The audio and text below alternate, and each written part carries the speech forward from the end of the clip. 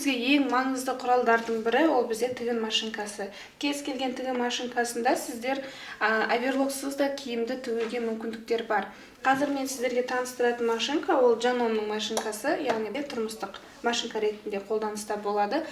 Бұны қазір қалай сабақтау керек, қандай функциялары бар толығымен айтып өтетін боламын, сондықтан видеоны соңына дейін көріңіздер. Жаном машинкасын бізде тағы да мына сияқты оң жағында қосатын кнопкамыз бар. Соны қоссаңыздар сіздерде лампасы жанады. Лампасы жанған кезде жұмысқа кірісе берсеңіздер болады. Жалпы бізде оверлок 4 жіппен жұмыс жасайтын болса, бұндай машинкаларға тек бір жіп жеткілікті. Бірақ бұл ары қаратай түйіншек жасап тігіс жасау үшін бізге машинканың төмен жағында сабақтап алу керек. Ол үшін мына жерде сіздерде қалташа бар. Бұл қалташаны өздеріңізден ары қарай тартсаңыздар, сіздерде ашылады. Астында сіздерде челнок және шпулька бар. Шпулканы қорғап тұратын бізде челнок. Мына бізде челнок деп аталады. Мынау бізде шпулька. Осыған біз қазір жіпті орауымыз қажет. Ол үшін сіздерде мында жіп қоятын орын бар. Соған жіпті суырып аламыз. Және мына жерде отырған темірге астынан жіпті өткіземіз. Шпулькаларыңыздың шетінде мынадай жіңішке тесік болады. Сол тесіктен жіпті өткізе отыра.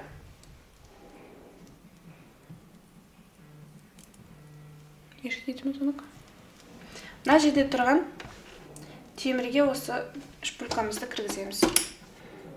Бізде зафиксировать етілді, яғни шпулькамыз ары қаратай жұмыс жасау үшін педальді басамыз, бірақ оралу барысында ұшып кетпеу үшін оң жаққа қаратай бұны итеріп қоямыз.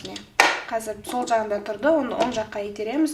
Сонымен қатар оверлокта біз инені құр өзін матасыз басып тіге беретін болсақ, Жаном машинкаларында, жалпы кез келген машинкада құр өзін тігіс жасауға болмайды. Иненің жұмыс жасауын тоқтату үшін сізде оверлоктағы сияқты мынандай вал бар. Сол валды өздеріңізге тартасыздар. Ине сіздерде жұмыс жасамайды. Енді педальді баса береміз.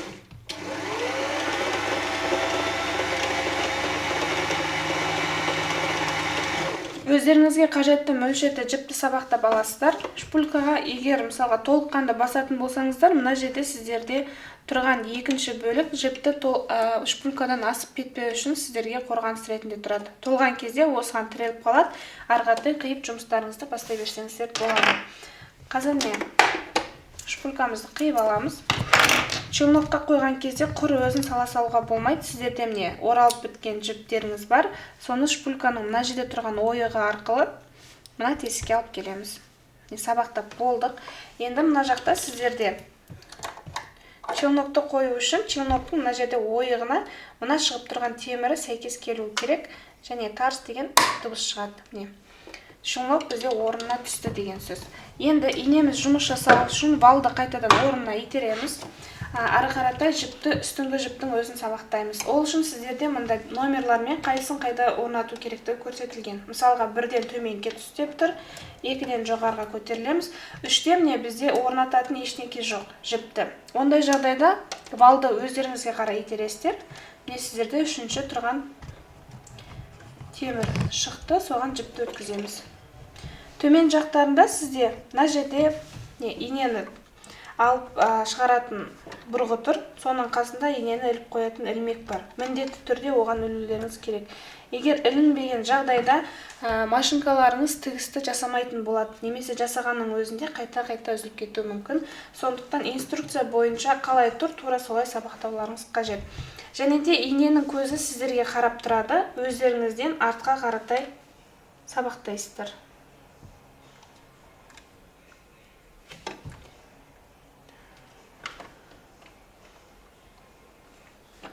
Инені сабақтап алдық.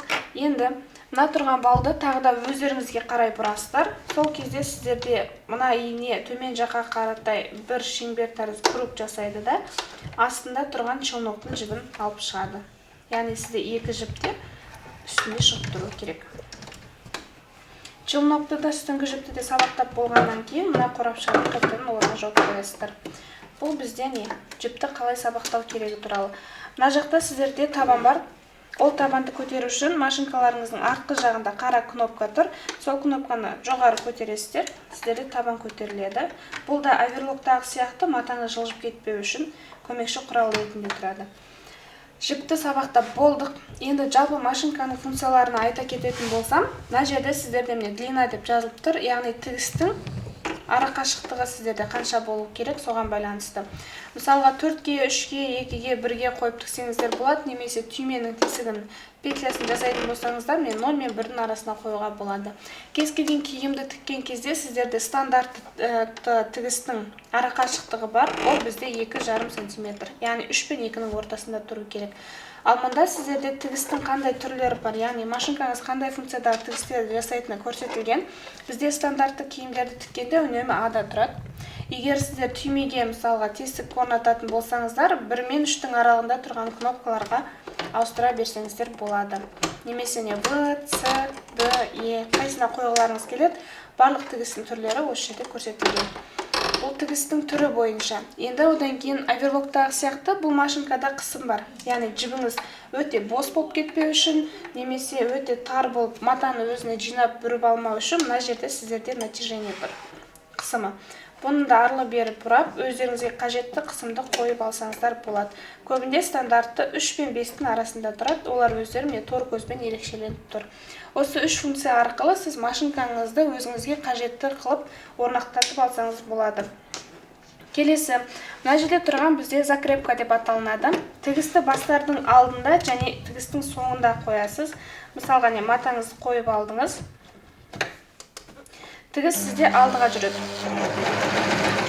Ал закрепканы басқан кезде міндетті түрде басып тұрасыз, бір басып жіберіп салуға болмайды. Басқан кезде ол сіздерде артқа жүреді. Бұл дегеніміз, мысал ретінде айтатын болса, қолмен мысалға инемен тігіс жасаған кезде сізде жіп суырып кетпеу үшін төмен жаңа түйіншек қоясыз. Сол сияқты түйіншектің орнында мұнда бізде закрепка болады. Алдыға артқа жүргеннен кейін тігісті жалғастыра берсеңіз болады. Матаны тігіп болғаннан кейін лапканы көтересіздер, суырып аласыздар да қиып тастайсыздар. Және де оверлокта бізде матаның ең шетін тігетін болса, машинкада бізде тек матаның ортасын ғана тігеді. Яғни матаның кез келген жерін тіге аласыздар, тек ең шетіне тігіс жасауға болмайды. Өйткені мата сөгілген кезде ол бәрібір тарқап кетеді сіздерде. Сонымен қатар табанның қасында сіздерге тігіске көмектесетін құрал бар. Ол мына жерде тұрған сандар.